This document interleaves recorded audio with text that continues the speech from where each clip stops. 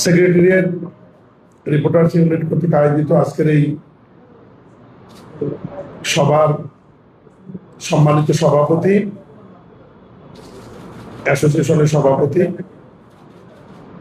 সাধারণ সম্পাদক, উপস্থিত সম্মানিত শ্রদ্ধেয় প্রিয় সাংবাদিক ভাইরা এবং এই 168 জনের মধ্যে যারা অনুপস্থিত রয়েছেন, আপনাদের মাধ্যমে সবার প্রতি আমার আন্তরিক শুভেচ্ছা এবং সালাম। আসসালামু আলাইকুম। আমি বক্তব্যের শুরুতেই মহান আল্লাহর কাছে শুকরিয়া আদায় করতে চাই যে ওনার ইচ্ছায় গত সংসদ নির্বাচনে বগুড়া 2, শিখগঞ্জ এবং মোকামতলা 2টি উপজেলা নিয়ে গঠিত যে আসন, সেখান থেকে বিপুল ভোটে আমাকে নির্বাচিত করে মহান জাতীয় সংসদে আসার সুযোগ করে দিয়েছেন এবং মহান আল্লাহর ইচ্ছায় মাননীয় প্রধানমন্ত্রী জনাব তারেক রহমানের ইচ্ছায় আমাকে মন্ত্রী পরিষদের সদস্য করা হয়েছে ক্যাবিনেটে। এই জন্য আমি সংসদ নেতা এবং মাননীয় প্রধানমন্ত্রীর প্রতি কৃতজ্ঞতা প্রকাশ করছি। আমার ব্যক্তিগত জীবন নিয়ে সভাপতি মহোদয় বলেছেন, আমি এর সঙ্গে 2-1টি বিষয় শুধু যোগ করব যে আমি রাজনৈতিক পরিবারের একজন সন্তান। আমার দাদা মীর বদিউজ্জামান আকবর ইউনিয়নের 17 বছর চেয়ারম্যান ছিলেন। আমার আপন চাচা মীর মোখলেসুর রহমান, উনি শিখগঞ্জ উপজেলা বিএনপির প্রতিষ্ঠাতা সেক্রেটারি ছিলেন। মৃত্যুর আগ পর্যন্ত উনি উপজেলা বিএনপির সভাপতি ছিলেন এবং উনিও টানা 27 বছর 95 সাল পর্যন্ত আকবর ইউনিয়নের চেয়ারম্যান ছিলেন একটানা। এবং শহীদ প্রেসিডেন্ট জিয়াউর রহমান স্যারের সময় থানা পরিষদের চেয়ারম্যান উনি নির্বাচিত হয়েছিলেন, ডেভেলপমেন্ট কমিটি। এরপর আমার চাচার মৃত্যুর পরে আমি যখন উপজেলা ছাত্র দলের সাধারণ সম্পাদক ছিলাম, বয়সে তরুণ ছিলাম, যেহেতু আমার পরিবার রাজনৈতিক সাথে সম্পৃক্ত, ইউনিয়নের মানুষের দাবির প্রেক্ষিতে পরবর্তী যে নির্বাচন হয় ইউনিয়নে 97 সালে, তখন আওয়ামী লীগ সরকার ক্ষমতায় ছিল, সেই সময় পরিবার থেকে আমাকে আবার মনোনয়ন দেওয়া হয় এবং আমি বিপুল ভোটে ওই বয়সে ইউনিয়ন পরিষদের চেয়ারম্যান নির্বাচিত হয়েছিলাম। এবং সেখানে ছোট্ট একটি ইতিহাস আছে, সেটি হতে চেয়ারম্যান নির্বাচিত হতে গেলে 25 বছর বয়স লাগে। ভোটার লিস্টে আমার বয়স 25 ছিল। আমি সেই অনুযায়ী নির্বাচন মনোনয়নপত্র দাখিল করেছি, বৈধ হয়েছি, নির্বাচিত হয়েছি, কিন্তু আমার এসএসসি সার্টিফিকেট অনুযায়ী বয়স 2 বছর কম ছিল। পরে আমার প্রতিদ্বন্দ্বী প্রার্থী সেটা ট্রাইব্যুনালে মামলা করে এবং টানা 4 বছর সেই মামলাটি পরিচালিত হবার পর সুপ্রিম কোর্টে আমার এই সিদ্ধান্তের ব্যাপারে ডিএলআর একটা সিদ্ধান্ত আছে, পরে আমার নির্বাচনটি বাতিল হয়ে যায়। আমি 5 বছর পর আমার চেয়ারম্যানশিপ কিন্তু চলে যায়, নির্বাচনের ভয়েড হয়ে যায়, স্বাভাবিক। কারণ ওই সময় এসএসসি সার্টিফিকেটটা ছিল জন্ম মানে তারিখের হচ্ছে সবচাইতে বিশ্বাসযোগ্য এবং অথেন্টিক হচ্ছে প্রত্যয়। যদিও আমার বাবা এফিডেভিট করে দিয়েছিল, বিভিন্ন ফর্মালিটি আমরা মেনটেন করেছি, কিন্তু সুপ্রিম কোর্ট শেষে বললো যে না, এই সময় এসএসসি সার্টিফিকেটের বয়সটাই হচ্ছে গ্রহণযোগ্য হবে, আপনার ভোটার লিস্ট বা অন্য কিছু হবে না। এই যে আমার রাজনীতিটা শুরু। এরপর আমি উপজেলা বিএনপির সাংগঠনিক সম্পাদক ছিলাম, নির্বাচিত। এরপরে 2002 সালে যখন নবগঠিত শিখগঞ্জ পৌরসভা হয়, পৌরসভার বিএনপিকে গোছানোর জন্য আমাকে সেখানে কনভেনরের দায়িত্ব দেওয়া হয়। আমি আহ্বায়ক ছিলাম শিখগঞ্জ পৌরসভার। এরপরের কাউন্সিলে আমি শিখগঞ্জ উপজেলা বিএনপির একদম প্রত্যক্ষ ভোটে বিএনপির তৎকালীন সিনিয়র যুগ্ম মহাসচিব বর্তমান প্রধানমন্ত্রী জনাব তারেক রহমান বগুড়া মডেল তৈরি করলেন ব্যালটের মাধ্যমে, ভোটের মাধ্যমে কমিটি গঠনের। সেই সময় একদম ব্যালটের মাধ্যমে 650 কাউন্সিলরের মধ্যে আমি প্রায় 570 জন কাউন্সিলরের ভোটে সাধারণ সম্পাদক নির্বাচিত হয়েছিলাম শিখগঞ্জ উপজেলা বিএনপি। এরপরে মন্ত্রীর শপথ নেওয়ার আগ পর্যন্ত আমি উপজেলা বিএনপির সভাপতির দায়িত্ব পালন করেছি। টানা 20 বছরে 111-এর সময় আমার বিরুদ্ধে মামলা ছিল 13টি এবং পরবর্তী সময়ে মামলা ছিল 17টি। এবং আমি বিএনপির অন্যান্য নেতাদের সাথেও সৌভাগ্যবান যে 2বার জেলে যাওয়ার সৌভাগ্য আমার হয়েছে। এবং 2বার আমি জেলও খেটেছি, বহুদিন পালিয়ে থেকেছি। এবং আমার যে পরিবার, আমার পরিবারটি 2002 সাল থেকে ঢাকাতে বসবাস করে এবং ঢাকাতেও আমার কিছু ব্যবসা আছে এবং পারিবারিকভাবে আমার 2 সন্তান ঢাকাতেই পড়াশোনা করেছে, ঢাকাতেই বড় হয়েছে এবং উচ্চতর ডিগ্রির জন্য তারা 2 জনে লন্ডন গিয়েছিল। বড়টি মাস্টার্স করে ফিরে এসে আমার ব্যবসার দায়িত্ব নিয়েছে, MBA করে এসে। ছোটটি LLB শেষ করেছে, এখন ব্যারিস্টার অ্যাট ল করার জন্য লন্ডনে আবার ছুটিতে আসে, আবার ফিরে যাবে। আবার মেয়েরও জন্ম ঢাকাতে, সে ঢাকাতেই পড়াশোনা করে, BISC তে ক্যান্টনমেন্ট স্কুলে ক্লাস 7-এ পড়ে। দ্বিতীয় বিষয় যেটা রাজনৈতিক হচ্ছে, এর বাহিরেও আমি বগুড়া জেলা বিএনপির অনেক গুরুত্বপূর্ণ পদে দায়িত্ব পালন করেছি। আমি জেলা বিএনপির দপ্তর সম্পাদক ছিলাম, আমি জেলা বিএনপির কোষাধ্যক্ষের দায়িত্ব পালন করেছি, আমি জেলা বিএনপির সাংগঠনিক সম্পাদকের দায়িত্ব পালন করেছি দীর্ঘ 13 বছর। এবং সর্বশেষ আমি জেলা বিএনপির সহসভাপতি হিসাবে নতুন যে কমিটি আছে, এই কমিটিতে আমাকে রাখা হয়েছে। আপনাদের এমনি সদে অবগতির জন্য জানান যে আমি মন্ত্রী হিসেবে শপথ নেওয়ার 7 দিনের মাথায় উপজেলা বিএনপির সভাপতির পদ থেকে আমি পদত্যাগ করেছি, যাতে সংগঠনের কাজের কোনো ব্যত্যয় না ঘটে। এবং সিনিয়র সহসভাপতি SM তাজুল ইসলামকে সেখানে উপজেলা বিএনপির ভারপ্রাপ্ত সভাপতির দায়িত্ব দেওয়া হয়েছে। আমি কিন্তু বর্তমানে উপজেলা বিএনপির কেউ না, সিম্পল একজন সদস্য। আর জেলা বিএনপির সহসভাপতি আছি, যেহেতু রাজনৈতিক কারণে সহসভাপতিত্ব খুব একটা গুরুত্ব বা কাজ নেই, সেই কারণে সেই দায়িত্বটি পালন করেছে। আমি আমার জীবন দশায় 2009 সালে আওয়ামী লীগের সময় আমি বিপুল ভোটে উপজেলা পরিষদের চেয়ারম্যান নির্বাচিত হয়েছে। আমি বিদ্রোহী প্রার্থী বলবো না, ওই নির্বাচনে বিএনপি আমাকে মনোনয়ন দেয়নি। আমি স্বতন্ত্র থেকে বিএনপির প্রার্থী, জামাতের প্রার্থী, আওয়ামী লীগের প্রার্থী, জাতীয় পার্টির প্রার্থী 4টি প্রার্থীকে পরাজিত করে প্রায় 60,000 ভোটের ব্যবধানে আমি উপজেলা চেয়ারম্যান নির্বাচিত হয়েছিলাম। 2009 থেকে 14 পর্যন্ত আমি শিখগঞ্জ উপজেলা চেয়ারম্যানের দায়িত্ব সফলতার সহিত পালন করেছি। এবং ওর সময় পাশাপাশি আমি উপজেলা বিএনপি সাধারণ সম্পাদকের দায়িত্ব আমি পালন করেছি। এবং এই দল করতে গিয়ে ওই সময় আমি বহিষ্কার হয়েছি, যেহেতু দলের সিদ্ধান্তের বাইরে আমি নির্বাচন করেছি। পরবর্তীতে উপজেলা চেয়ারম্যান নির্বাচিত হওয়ার পর আমাকে আবার দলের স্বপদে বহাল করা হয়েছিল। এটা দলের তো চলমান প্রক্রিয়া, স্বাভাবিক কারণে দলের বাহিরে গিয়ে আপনি যদি কোনো সিদ্ধান্ত নেন, দল তো আপনার বিরুদ্ধে ব্যবস্থা নেবেই। আমার পারিবারিকভাবে আমরা বুনিয়াদী ব্যবসায়ী। আমার বাবা অনেক বড় ব্যবসায়ী ছিলেন এবং আমার বাবার দাদা মীর মহাতাব আলী, উনি জমিদার ছিলেন। এবং আমাদের পরিবার মীর পরিবার, শিখগঞ্জের আলোচিত পরিবার, সবাই আমাদেরকে এক নামে ছিল। শিখগঞ্জ উপজেলায় গিয়ে যে কেউকে জিজ্ঞাসা করলেই বলবে যে মীর বাড়ি কোন দিকে, সবাই বলে দেবে যে ওই জায়গায় গেলে আপনি পাবেন। দ্বিতীয়ত হচ্ছে যে আমার উপজেলাটা কিন্তু একটা ঐতিহাসিক ঐতিহ্য উপজেলা। আপনাদের সদয় অবগতির জন্য জানাই, ব্রিটিশ বিরোধী আন্দোলনের প্রথম শহীদ ক্ষুদিরামের সাথে যে শহীদ হয়েছিল, শহীদ প্রফুল্ল চাকির জন্মস্থান আমার উপজেলা বিহারে। পাকিস্তান আমলের বাংলাদেশের প্রথম প্রধানমন্ত্রী মোহাম্মদ আলী, যার নামে বগুড়াতে একটি হসপিটাল রয়েছে, নবাব বাড়ি রয়েছে, নবাব মোহাম্মদ আলীর গ্রামের বাড়ি আমার শিখগঞ্জ উপজেলা।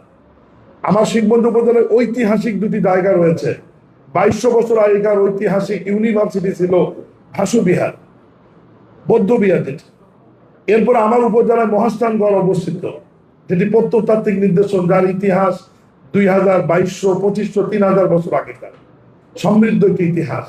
উত্তরাঞ্চলের সবচাইতে বড় মাজার হযরত শাহ সুলতান বলকি রহমতুল্লাহের মাজার হচ্ছে আমাদের মহাস্থানগড়ে অবস্থিত, যেখানে একটা অনেক সুন্দর মসজিদ আছে, যেখানে জুম্মার নামাজ আদায় করে কমপক্ষে 15,000 মানুষ প্রত্যেক জুম্মায় কমপক্ষে।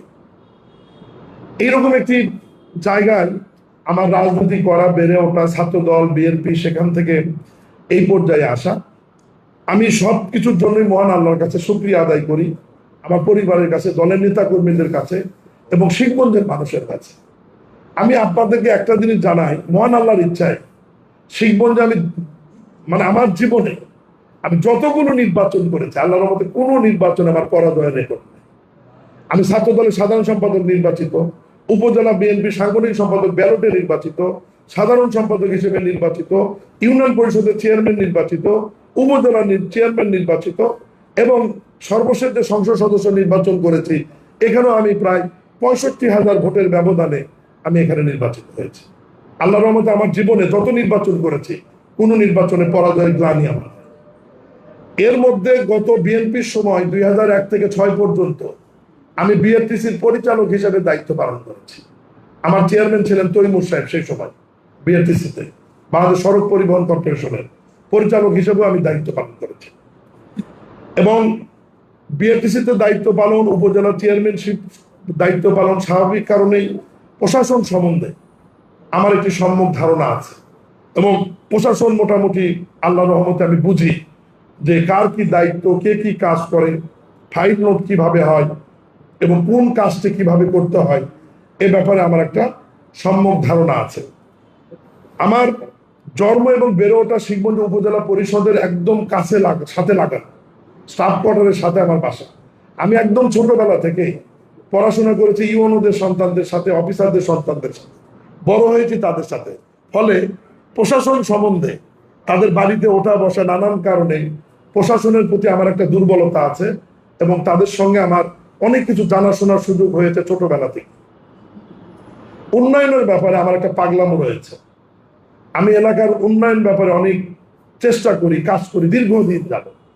আপনারা জানেন যে এবার অনেক আলোচনা সমালোচনা হয়েছে। আমি প্রথম চেয়ারম্যান হওয়ার পরে আমার গ্রামে কিন্তু প্রাইমারি স্কুল করি আমার নাম 97 সালে, যেটা এখন সরকার। এরপরে 2001 সালে ওই আমার অঞ্চলের প্রত্যন্ত অঞ্চলের গ্রামীণ মেয়েদের পড়াশোনা করবার কোনো জায়গা ছিল না। মানুষ 11-12 বছরের বাচ্চা মেয়ে বড় হলেই তাদেরকে আর স্কুলে পাঠাতো না। সেই উপলব্ধিকে কাজে লাগিয়ে আমার নিজের সম্পত্তির উপর আমি প্রথম স্থাপন করি মীর শাহ আলম বালিকা বিদ্যালয়, যেটি প্রতিষ্ঠার পর থেকে এখন পর্যন্ত শত শত মেয়েদের সেখানে শিক্ষা হচ্ছে এবং পরিপাটিভাবে, এবং তাদেরকে প্রত্যেক বছর গরিব ছাত্রীদের ফ্রি বই দেওয়া, ফ্রি পোশাক দেওয়া এবং সুন্দরভাবে যারা স্কুলে আসতে পারে যেতে পারে সেই ব্যবস্থা করা। 2003 সালে কারিগরি শিক্ষাকে মাথায় রেখে আমি মীর শাহ আলম কারিগরি স্কুল এবং কলেজ প্রতিষ্ঠা করি। এরপরে আমার নামে ওখানে কৃষি এবং মৎস্য কলেজ রয়েছে, আমার নামে মাদ্রাসা রয়েছে, আমার নামে ভেটেরিনারি স্কুল রয়েছে। এরপরে মোগামতলা নতুন উপজেলায় আমার নামে নতুন একটি কলেজ রয়েছে, আমার নামে শিখগঞ্জে কিচকে আরেকটি কলেজ রয়েছে। এই প্রতিষ্ঠানগুলি আমি 2097 থেকে 2023 সাল পর্যন্ত নিজের সম্পত্তি, পৈতৃক সম্পত্তি দিয়ে, কোথাও সম্পত্তি ক্রয় করে, নিজের অর্থ দিয়ে ঘর বাড়ি তৈরি করে দিয়ে আস্তে আস্তে এই প্রতিষ্ঠানগুলি আমি দাঁড় করিয়েছি। এর মধ্যে অধিকাংশ প্রতিষ্ঠানই আমি বিএনপি করবার কারণে এমপিও ভুক্ত হয়নি। নতুন করে সরকার আসার পরে আবেদন করেছি, চেষ্টা করছি প্রতিষ্ঠানগুলো যাতে এমপিও ভুক্ত হয়, কারণ দীর্ঘদিন এ সমস্ত প্রতিষ্ঠানের শিক্ষকরা বেতন পায়। কারণ হচ্ছে আমি। প্রিয় সাংবাদিক ভাইরা, এরপরে আমি ব্যবসার ব্যাপারে আসি। আমি কিন্তু আল্লাহ রহমতে আপনাদের দোয়া একজন প্রতিষ্ঠিত ব্যবসায়ী ছিলাম। এখন আমার পরিবার ব্যবসাটাকে, যেহেতু কনফ্লিক্ট অফ ইন্টারেস্ট হওয়ার কারণে আমি প্রতিবন্ধীর শপথ নেওয়ার সাথে সাথে আমার 4টা লিমিটেড কোম্পানি এবং প্রপার্টিশিপ কোম্পানি সব আমি পরিবারের কাছে এবং আমার সন্তান, স্ত্রী তাদের কাছে কিন্তু আমি হস্তান্তর করেছি। বাংলাদেশে পাইনিয়র কিছু বিজনেস আছে যার সম্বন্ধে অনেকেরই ধারণা নেই।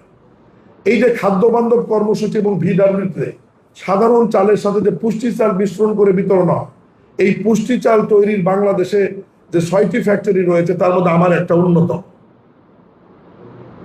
বাংলাদেশে প্রথম আমি পাইনিয়র, বিভিন্ন আউটলেট গুলোতে গিয়ে দেখবেন স্বপ্ন সহ বিভিন্ন জায়গায় ফর্টিফাইড রাইস এবং ফর্টিফাইড ময়দা, এটা প্রথম আমি এসিআই সাথে জয়েন্ট ভেঞ্চারে আমার রূপসী রাইস অ্যান্ড পুষ্টি মিল যৌথভাবে বাংলাদেশে প্রথম আমরা বেসরকারিভাবে মার্কেটে নিয়ে আসি আজ থেকে 5 বছর আগে। এই আউটলেটগুলোতে 2 কেজি, 1 কেজি এবং 5 কেজির প্যাকেটে দেখবেন ফর্টিফাইড রাইস লেখা এবং ফর্টিফাইড ময়দা বা আটা লেখা। এগুলো কিন্তু সব প্রোডাকশন হয় আমার ফ্যাক্টরিতে, মার্কেটিং করে কিন্তু এসিআই।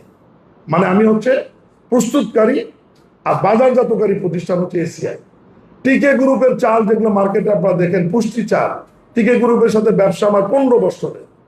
আমার ওখান থেকে চাল এসে পুষ্টি ব্র্যান্ডের যে চাল মার্কেটে দেখেন, এটা কিন্তু আমার তৈরি ব্যবসা প্রতিষ্ঠানের চাল। টিকে গ্রুপ, পুষ্টি গ্রুপ, প্রাণ, এই সমস্ত কর্পোরেট গ্রুপের সঙ্গে ব্যবসা আমার 10, 15, 20 বছরের বিজনেস। তাদের সাথে আমি খাদ্য রিলেটেড বিজনেস করে আসছি। এরপরে ময়দার মিল আমার, অটো রাইস মিল, যদিও আমি কিছুদিন আগে ফেব্রুয়ারি মাসে আমি বিক্রি করে দিয়েছি। আমি নতুন প্রকল্প যাব, রাইস বা অয়েল বা নতুন কিছু পরিকল্পনা আমার আছে পরিবারের ব্যবসায়িক ইয়ে থেকে, এই কারণে আমি ওটা ছেড়ে দিয়েছি কিছুদিন আগে। এরপরে আমার ফিলিং স্টেশন রয়েছে আমার উপজেলাতে, অনেক পুরাতন ব্যবসা, এটা আমার তেলের ব্যবসা। এলপিজি স্টেশন সহ আমার 4টি ফিলিং স্টেশন রয়েছে। আমার প্রায় 100 বিঘার উপর কৃষি খামার রয়েছে, যেখানে আমার জানেন যে আমার উপজেলায় বাংলাদেশের মধ্যে মশলা গবেষণা কেন্দ্রের হেড অফিস। সেখান থেকে আমি সহযোগিতা নিয়ে আমি কৃষি খামারে আদা, হলুদ উৎপাদন করি। আমার উপজেলায় কৃষি উদ্বুদ্ধ একটি উপজেলা, যেখান থেকে কৃষি সারপ্লাস থাকে এবং বাংলাদেশের অর্থনীতিতে আমরা প্রত্যেক বছর আমার উপজেলায় কৃষিতে আমরা 700 কোটি টাকার অবদান রাখি। এবং আমাদের ওখানে যে ধান, চাল এবং বিভিন্ন রকমের সবজি হয়, সব দেশের বাহিরে এবং দেশে আমরা প্রত্যেক দিন ওখান থেকে পাঠাই। যেমন আপনারা জানেন, মহাস্থান হাট একটা গুরুত্বপূর্ণ হাট। মোকামতলার নাম আপনারা অনেকেই শুনেছেন। আমার উপজেলার কলা হচ্ছে বিখ্যাত কলা, আলু আমার অঞ্চলের হচ্ছে বিখ্যাত আলু। এই আলু, কলা এবং ভ্যারাইটির সবজি প্রত্যেক দিন শত শত ট্রাক আমাদের মহাস্থানগড়, আমার উপজেলার মোকামতলা থেকে কাউরন বাজার সহ বাংলাদেশের বিভিন্ন জায়গায় যায়। এবং 5-7 বছর আগে আমি শিখগঞ্জের কিছু ব্যবসায়ী উদ্যোক্তাদের মাধ্যমে আপনাদের জানিয়ে রাখি, সীমিত আকারে ফুলকপি, পাতাকপি এবং আলু আমরা একটা প্রসেস সেন্টার করে দিয়েছি। সেখান থেকে মালয়েশিয়া, দুবাই সহ পৃথিবীর বিভিন্ন দেশে রপ্তানি হচ্ছে। আমি এখন নতুন করে চেষ্টা করছি যে কৃষি বিভাগের মাধ্যমে একটি হিমাগার এবং প্রসেসিং সেন্টার তৈরি করে যাতে এই সমস্ত শস্য এবং সবজি দেশের বাইরে সাধারণ মানুষ রপ্তানি করতে পারে। আপনারা জানেন, বগুড়া জেলা সবচাইতে বড় উপজেলা ছিল আমার। একটি উপজেলা, একটি নির্বাচনী এলাকা। এই উপজেলার মানুষের দীর্ঘদিনের দাবি ছিল যে মোকামতলা একটি আলাদা উপজেলা করবে। আমি এমপি এবং মন্ত্রীর দায়িত্ব নেওয়ার 1 মাসের মাথায় মাননীয় প্রধানমন্ত্রীর বরাবরে ডিও দিয়ে 2 মাসের মাথায় বাংলাদেশের প্রথম যে 5টি উপজেলা হয়, মির্জা ফখরুল ইসলাম আলমগীর মাননীয় মহাসচিবের ওখানে 2টি, কক্সবাজারে 1টি, লক্ষ্মীপুরে 1টি এবং আমার নির্বাচনে 1টি নতুন উপজেলা হয় মোকামতলা উপজেলা। এই উপজেলাতে আজ হোক কাল হোক কেউ না কেউ করতোই। আমার ইচ্ছা ছিল যে না, আমার সময় যদি হয় তাহলে ইতিহাসের পাতায় আমার নামটি লেখা থাকবে যে আমার সময় শিখগঞ্জ ভেঙে নতুন একটি উপজেলা হয়েছে, এবং এই ইতিহাসের সাক্ষী হবার কারণেই নতুন উপজেলা করা। আমার উপজেলায় নতুন কিছু ইউনিয়ন ছিল যেগুলো অনেক বড় বড় না, যে ইউনিয়নগুলোকে বিভক্ত করার প্রয়োজন ছিল, সেই ইউনিয়নগুলোকে আমরা বিভক্ত করেছি। আমি নতুন 4টি ইউনিয়ন তৈরি করেছি। ইউনিয়নের নামকরণ নিয়ে হয়তো অনেক প্রশ্ন ছিল, অনেক আলোচনা সমালোচনা হয়েছে। পরে মাননীয় প্রধানমন্ত্রীর সঙ্গে কথা বলে মাননীয় প্রধানমন্ত্রীর অনুশাসন অনুযায়ী 3টি ইউনিয়নের নাম পরিবর্তন করে নতুন করে আবার ওই এলাকার জনগণ যেভাবে চাইছে সেভাবে নামকরণের ব্যবস্থা হয়েছে। এলাকায় উন্নয়ন নিয়ে নানান ধরনের কথা হয়। দীর্ঘদিন বগুড়া জেলায় উন্নয়ন বঞ্চিত ছিল। কি কারণে আপনারা জানেন? স্বাভাবিক কারণেই বগুড়ার নাম শুনলে মানুষ বিরক্ত হত। যে শহীদ রাষ্ট্রপতি জিয়াউর রহমানের বাড়ি বগুড়া, বেগম খালেদা জিয়া যেখান থেকে বারবার নির্বাচিত হয়েছেন, শ্রদ্ধেয় নেত্রী আমাদের শ্রদ্ধেয় নেতা মাননীয় প্রধানমন্ত্রী জনাব তারেক রহমানের বাড়ি বগুড়া। স্বাভাবিক কারণেই 111 সরকার থেকে শুরু করে আমাদের সরকার আসার আগ পর্যন্ত বগুড়ার কিন্তু কোনো উন্নয়ন হয়নি। রাস্তাঘাট, ব্রিজ, কালভার্টের অবস্থা খুবই খারাপ। বগুড়ার মানুষের কোনো চাকরি হয়নি, যারা চাকরি করত তাদের কোনো ভালো পদায়ন হয়। স্বাভাবিক কারণেই আমরা বগুড়াকে কোনো উদাহরণ তৈরি করতে চাই না। বগুড়ার যে সমস্ত উন্নয়ন ঘাটতি ছিল এগুলো পূরণ করবার জন্য আমি বগুড়ার মন্ত্রী হিসাবে একটু দৌড়াদৌড়ি করেছি, চেষ্টা করেছি। এটা তো স্বাভাবিক যে আমি কোথাও গেলে বললে আমাদের কাজটা হবে। যেমন বগুড়া বিশ্ববিদ্যালয়টা পরিত্যক্ত অবস্থায় পড়েছিল, সেই বিশ্ববিদ্যালয়টি আমরা নতুনভাবে একটি বহুমাত্রিক বিশ্ববিদ্যালয় রূপ দেওয়ার জন্য নতুন করে আইন আমরা এনেছি এবং গত কয়েকদিন আগে পার্লামেন্টে উপস্থাপিত হয়েছে। নাম ছিল আগে বগুড়া বিজ্ঞান ও প্রযুক্তি বিশ্ববিদ্যালয়, এখন সেটা বগুড়া বিশ্ববিদ্যালয় হিসাবে। এবং এই বিশ্ববিদ্যালয়ের মধ্যে আপনার কৃষি, প্রকৌশল এবং চিকিৎসা অনুষদ মাননীয় প্রধানমন্ত্রীর অনুশাসন অনুযায়ী দেয়া আছে, যাতে বগুড়াতে আলাদাভাবে কৃষি বিশ্ববিদ্যালয় এবং প্রকৌশল বিশ্ববিদ্যালয় করার প্রয়োজন না হয়, একই ক্যাম্পাসের মধ্যেই যাতে এটা থাকে। বগুড়া বিমানবন্দর অনেক পুরাতন। এটি পাকিস্তান আমলে হয়েছে, শহীদ রাষ্ট্রপতি জিয়াউর রহমান সময় উনি চেষ্টা করেছেন, গত বিএনপির সময় চেষ্টা করা হয়েছিল। এই উত্তর অঞ্চলে কোনো আন্তর্জাতিক মানের বিমানবন্দর নাই। এখন বগুড়া বিমানবন্দরকে আন্তর্জাতিক মানের বিমানবন্দরে রূপান্তরিত করা হচ্ছে এবং ওই বিমানবন্দরের মধ্যেই উত্তর অঞ্চলের প্রথম বিমান বাহিনীর বিমান ঘাঁটি ইতিমধ্যে অনুমোদিত হয়েছে এবং বাংলাদেশ বিমান বাহিনীর বহরে নতুন যে যুদ্ধ বিমানগুলি আসবে সেটি ওই বগুড়ার এয়ারপোর্টের সাথেই বিমান ঘাঁটির বহরে সংযুক্ত হবে। এবং গতকাল মাননীয় প্রধানমন্ত্রী সংসদে তার প্রশ্ন উত্তরে বলেছেন যে আমরা যে ড্রোনের যে ইন্ডাস্ট্রি হবে তুর্কির সাথে যে জয়েন্ট ভেঞ্চারে, এটার ফ্যাক্টরি বা ইন্ডাস্ট্রি বগুড়া ওই বিমান ঘাঁটির সাথেই হবে। একটা আশ্চর্যজনক বিষয় দেখেন, বগুড়া আমাদের একটি আন্তর্জাতিক মানের স্টেডিয়াম আছে, শহীদচন্দ্র ক্রিকেট স্টেডিয়াম, যেটি বিএনপির সময় তৈরি হয়েছিল এবং ওই সময় অনেক আন্তর্জাতিক মানের খেলাও সেখানে হয়েছিল। কিন্তু 2006 সালের পরে ওখানে কোনো আন্তর্জাতিক এবং জাতীয় মানের খেলা হয়নি এবং লাইট টাইট থেকে শুরু করে যা যা ছিল সব ওখান থেকে খুলে নিয়ে আসা হয়েছিল। নতুন করে সেটা আমরা আবার রিপেয়ার করে, মেরামত করে, সংস্কার করে আবার আন্তর্জাতিক মানের করা হয়েছে এবং সেখানে আন্তর্জাতিক মানের জাতীয় খেলা কয়েকটি হয়েছে, আন্তর্জাতিক মানের কয়েকটি খেলার জন্য প্রস্তুতি চলছে। উত্তরাঞ্চল মানুষের দীর্ঘদিনের একটি দাবি ছিল যে সিরাজগঞ্জ থেকে বগুড়া পর্যন্ত রেলপথটি সংযোগ, এই সংযোগটি না থাকবার কারণে বগুড়া সহ উত্তরাঞ্চলের মানুষকে এই ঈশ্বরদী হয়ে, সান্তার হয়ে আমাদের উত্তরাঞ্চলে যেতে হয়। সিরাজগঞ্জ থেকে বগুড়া পর্যন্ত মাত্র 72 কিলোমিটার রেলপথটি সংযোগের কার্যক্রম শুরু হয়েছে, অলরেডি ডিপিপি পাস হয়েছে, জমি অধিগ্রহণ শেষ। এটা হবার কারণে আমাদের 122 কিলোমিটার রাস্তা উত্তরাঞ্চলের রেলপথের জন্য আমাদের সাশ্রয় হবে, 122 কোটি রাস্তার প্রয়োজন হবে না। বগুড়ার মতো একটা গুরুত্বপূর্ণ জায়গা, যে জেলার উপর দিয়ে 11টি জেলার মানুষ চলাফেরা করে, 11টি জেলার পণ্যবাহী ট্রাক, যাত্রীবাহী গাড়ি এবং সাধারণ মানুষ বগুড়া শহরের উপর দিয়ে যাওয়া আসা করে, অথচ বগুড়ার মতো জায়গায় কোনো ফুটবল স্টেডিয়াম নাই, এখনো নাই। এটা যদি বলে যে বগুড়া একটা আন্তর্জাতিক মানের ফুটবল স্টেডিয়াম চাই, এটা কি আমাদের জন্য খুব অপরাধ? অবশ্যই অপরাধ হবে। অনেক গুরুত্বপূর্ণ শহর সিটি কর্পোরেশন আছে, বগুড়া আমরা সিটি কর্পোরেশন করেছি। বগুড়া যদি মেট্রোপলিটন পুলিশ হয়, বগুড়া যদি উন্নয়ন কর্তৃপক্ষ হয়, এটা বগুড়াবাসীর জন্য তো খুব একটা অপরাধ হবে না। কারণ বগুড়াবাসী যতবার সুযোগ পেয়েছে ততবার ধানের শীষে ভোট দিয়ে তারা বারবার নির্বাচিত করেছে। এটা বগুড়াবাসীর সমস্ত প্রাণের দাবি, বগুড়ার উন্নয়ন। এসব নিয়েই আমি কাজ করছি বা এখনো করছি। এই কারণেই করছি কারণ একসময় মাননীয় প্রধানমন্ত্রী জনাব তারেক রহমান বগুড়ার বিষয়গুলো দেখভাল করতেন 2001 থেকে 6 পর্যন্ত। বর্তমান সময় স্বাভাবিক কারণেই উনি সারা দেশের প্রধানমন্ত্রী এবং উনি বগুড়ার বক্তৃতায়ও বলেছেন যে আমরা অন্য জেলার সঙ্গে বগুড়াকে তুলনা বা বৈষম্য করব না, আমরা সমান তালে সব জেলার উন্নয়ন হবে। ওই বিষয়টাই আমরা মাথায় রেখেই বগুড়ার যেটুকু নিই, ঠিক যেটুকু প্রয়োজন, এর অতিরিক্ত যেন কোনো কিছু না হয়, সেইটুকু নিয়েই আমরা বগুড়া জেলার, আমি সহ আমরা বাকি 6 এমপি যারা রয়েছে আমরা তারা কাজ করছি। প্রিয় সাংবাদিক ভাইরা, আমি আসলে কথা ছিল যে আমার মন্ত্রণালয়ের বিষয়ে আপনাদের সাথে কথা বলবো, কিন্তু আপনাদের সঙ্গে যেহেতু আমার একটা ব্যক্তিগত সম্পর্ক তৈরি হচ্ছে, এই তৈরি হবার কারণে আমার বিষয়ে আপনাদেরকে কোনো কিছু জানানো প্রয়োজন আমি মনে করেছি বলে আমি অপ্রাসঙ্গিক বা প্রাসঙ্গিক কিছু বিষয় বা ব্যক্তিগত বা পারিবারিক কিছু বিষয় কিন্তু আপনাদের সামনে আমি উপস্থাপন করেছি বা নিয়ে এসেছি। এটা ঠিক যে জাতীয় রাজনীতিতে আমার কোনো পোস্ট পদবি ছিল না, কিন্তু জাতীয় রাজনীতিতে আমি অনেক কাজ করেছি, আমার কাজ করার সৌভাগ্য হয়েছে। আমার মন্ত্রী মির্জা ফখরুল ইসলাম স্যারের সঙ্গে আমি কাজ করেছি, রিজভী আহমেদের সাথে আমি বহুবার কাজ করেছি এবং জাতীয় রাজনীতিতে আমি প্রকাশ্যে হোক অপ্রকাশ্যে হোক আমার বহু ভূমিকা ছিল। যেহেতু আমি ঢাকা শহরেই বসবাস করতাম, ঢাকা শহরেই পরিবার সহ আমার বসবাস।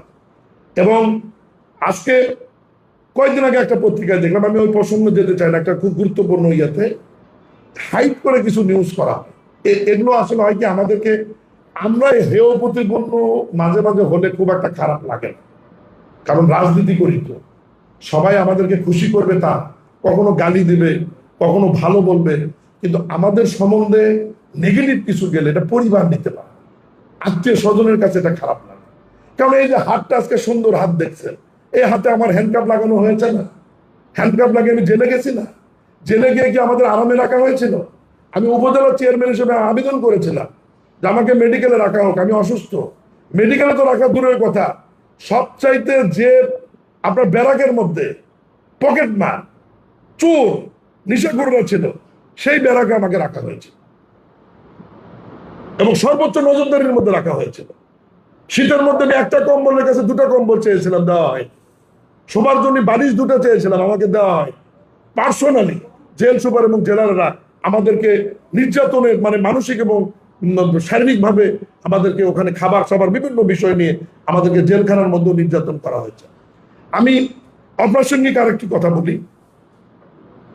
এই যে দেখুন, আজকে আমাদের সন্তানরা কিছু করলে এটা আপনারা বিভিন্নভাবে সমালোচিত হয় যে আমির খসরু মাহমুদ চৌধুরী সাহেবের ছেলে কেন ক্রিকেট বোর্ডে, সালাউদ্দিন সাহেবের ছেলে কেন ক্রিকেট বোর্ডে, বা মির্জা ফখরুল ইসলাম সাহেবের ভাই কেন ক্রিকেট বোর্ডে। আমার নিজেরও সন্তান ক্রিকেট বোর্ডে বিনা প্রতিদ্বন্দ্বিতায় নির্বাচিত হয়ে এসেছিল। যখন সমালোচনা শুরু হয়েছে, আমার সন্তান আমার উপর খুবই মন খারাপ করেছে। আমি তাকে ডেকে বুঝিয়ে বলেছি, বাবা, এটা নিয়ে নানান কথা হবে, তোমার ব্যবসা বাণিজ্য এখন অনেক দেখতে হবে, তুমি দয়া করে পদত্যাগ করো।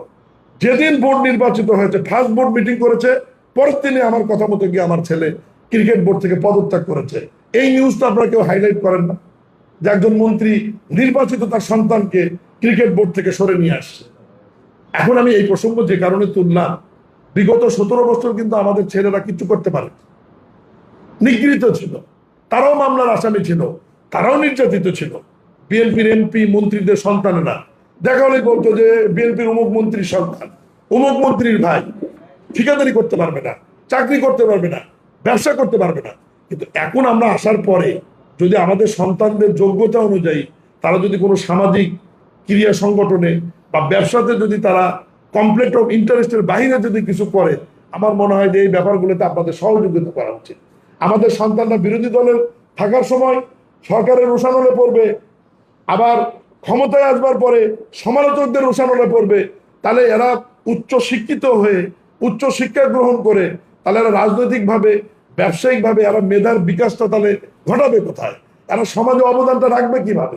এই বিষয়গুলো মনে হয় আপনাদের নোটিশে আনা দরকার। আরেকটা বিষয় দেখেন, আমার নির্বাচনী হলফনামা, এটা আপনি এখনই ক্লিক করলে পাবেন, এটা তো গোপনীয়তা না, এটা নির্বাচন কমিশনের সার্ভারে দেওয়া আছে, যে কেউ এটা বের করতে পারবে। ওখানে আমার সম্পত্তি, আমার সন্তান কয়টা, আমার মামলা কত ছিল, আমার ব্যবসা কি কি, আমার ট্যাক্স কত পে করি, আমার মূলধন কত, আমার ব্যাংক ঋণ কত, আমার সম্পদ কত, পুরোপুরি আমার হলফনামাতে আমি দিয়েছি না? তাহলে সমস্ত হলফনামাকে আপনি হাইড করে একটা চিহ্নকে গোল চিহ্ন দিয়ে যদি বলেন যে আমি প্রতিমন্ত্রী হওয়ার পর আমার সম্পদের পরিমাণ 8 গুণ বেড়েছে, তখন কিন্তু কষ্ট লাগে। আপনি ওখানে সম্পত্তি দেখালেন 31 শতক, কিন্তু আমার হলফনামাতে তো সম্পত্তি দেওয়া আছে 1835 শতক। তাহলে কোথায় 1835 শতক আর আপনি হাইলাইট করলেন 31 শতক? হ্যাঁ, আমার উপজেলায় আমি মন্ত্রী হওয়ার পরে সম্পত্তি কেনা হয়েছে, এটা আমি অস্বীকার করছি না। আমার কোম্পানির নামে সম্পত্তি আমার সন্তান কিনেছে, নতুন ইন্ডাস্ট্রি করার জন্য সম্পত্তি কেনার প্রয়োজন হলে সম্পত্তি কিনবে না? অবশ্যই কিনবে, কিন্তু সেটার আয়ের উৎসটা কি সেটা আপনারা দেখেন, সেটা তদন্ত করুক। ট্যাক্স অফিস আছে, তারা দেখবে যে সেটা বৈধ না অবৈধ। ব্যক্তি নামে তো কোনো সম্পত্তি কেনা হয়নি। রূপসী রাইস এবং পুষ্টি মিলের নামে, ফাউন্ডেশনের নামে সম্পত্তি কেনা হচ্ছে বিকজ সেখানে আমরা নতুন ইন্ডাস্ট্রি করব, নতুন ব্যবসা করব।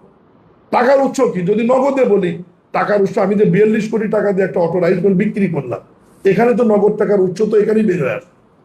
আমি অন্য জায়গায় নাই গেলাম, আমার অন্য অন্য ব্যবসাগুলো নয় আমি বাদই দিলাম। এই যে আমার 12-13টি ব্যবসা, এগুলো নয় আমি বাদই দিলাম। এই বিষয়গুলো আমি আপনাদেরকে অনুরোধ করবো, নট অনলি আমি না, সমাজের যে কোনো ব্যক্তিকে হেয় প্রতিপন্ন করার আগে একটু তার ব্যাপারে বিস্তারিত শুনে জেনে তাকে একটু হেয় প্রতিপন্ন। ঠিক আছে, আমরা হয়তো আপনাদের মতো এত মানে ঠিক আপনাদের কথা বলছি না, সরি, সমাজের অন্যান্য রাজনীতিবিদের মতো এত গুরুত্বপূর্ণ নেতা আমি না। জাতীয় রাজনীতিতে আমার কোনো পদ পদবি ছিল না, আমি তৃণমূল থেকে উঠে এসেছি, কিন্তু আমরা কাজ তো শুরু করেছি। আমাদের কাজ করবার যোগ্যতা আছে কিনা এটা তো কিছুদিন আপনাদেরকে দেখতে হবে। আমি শুরুতেই যদি আমাকে ধাক্কা মারা হয়, শুরুতেই যদি আমাকে টার্গেট করা হয়, তাহলে তো আমার যেটুকু মেধা মহান আল্লাহ আমাকে দিয়েছে, আপনাদের চাইতে কম অথবা বেশি বা সমান, এইটুকু মেধার বিকাশ তো আমি রাষ্ট্রীয় কাজে বা আবার মন্ত্রণালয়ে আমি তো দেখাতে পারবো না। এইটুকু সুযোগ তো আমাকে করে দিতে হবে কাজ করার। প্রিয় সাংবাদিক ভাইরা, আমি আমার মন্ত্রণালয়ে কাজ করছি, খুব স্বাচ্ছন্দ্য বোধ করি। কারণ আমার সৌভাগ্য যে আমার মন্ত্রণালয়ের মন্ত্রী দলের মহাসচিব, উনি দলের দ্বিতীয় সর্বোচ্চ ব্যক্তি, আমার পরম শ্রদ্ধেয় মির্জা ফখরুল ইসলাম আলমগীর। এবং শ্রদ্ধেয় স্যার কোনো গুরুত্বপূর্ণ সিদ্ধান্ত, আমি ওনার বয়স অনেক ছোট, নবীন হিসাবে উনি আমাকে ছাড়া কোনো সিদ্ধান্ত নেন। যে কোনো বিষয়ে উনি আমাকে ডাকেন অথবা খবর দেন, আমি গিয়ে ওনার কাছে বসলে উনি বলে যে আমরা এটা এইভাবে করতে চাচ্ছি, আমরা এক সম্মিলিতভাবে পরিচালনা করছি। আর আমার নিরাপত্তার জায়গাটা হচ্ছে যে সর্বোচ্চ ফাইল শেষ জায়গা স্বাক্ষরের জায়গা হচ্ছে মাননীয় মন্ত্রী, আর উনি হচ্ছে মির্জা ফখরুল ইসলাম আলমগীর। তাহলে আমার নিরাপদ, আমার প্রোটেকশনের দেওয়ালটা তো এখানে আছে। আমি তো ফাইনাল অথরিটি না আমার মন্ত্রণালয়ে, আমার পরেও ফাইলটা তার কাছে যায়। যদি ওখানে কোনো অন্যায় থাকে, নেগেটিভ কিছু থাকে আমার স্বাক্ষরের পরে, তাহলে তো মাননীয় মন্ত্রী সেটা ফেরত দিতে পারবেন বা ওটা অ্যালাউ করবেন না।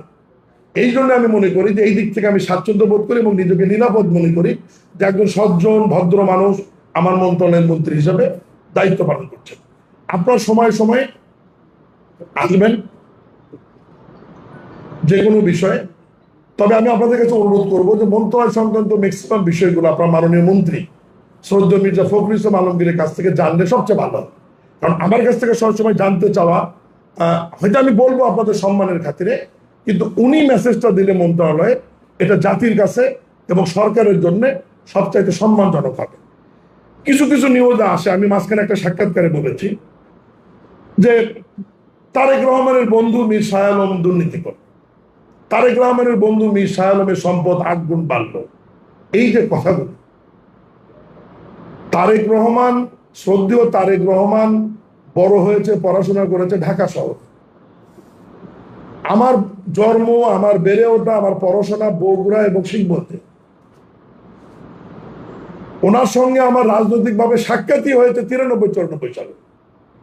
আমি ছাত্র দলের সেক্রেটারি হওয়ার পরে যখন উনি বগুড়া যাওয়া আসা শুরু করল, কোনোভাবে আমি আপনাদের মাধ্যমে আবারও বিনয়ের সাথে অনুরোধ করি যে এই বিষয়টি কখনোই কেউ নোটিশে বা নজরে নিয়ে আসবেন না।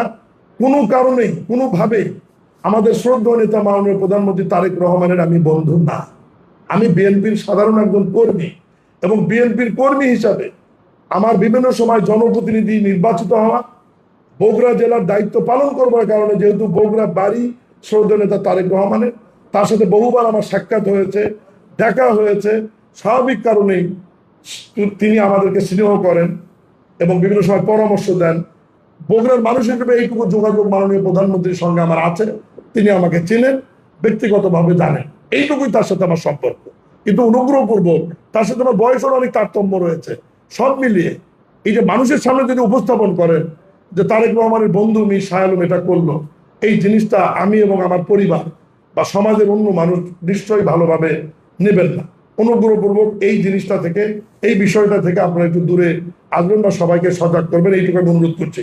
আমার মনে হয় কথায় কথায় আজকে অনেক কথা বলে ফেলছি, তবে আপনাদের কাছে বিনয়ের সাথে আর একটা অনুরোধ করব, এর মধ্যে কিছু কথা ভালো আছে, মন্দও আছে।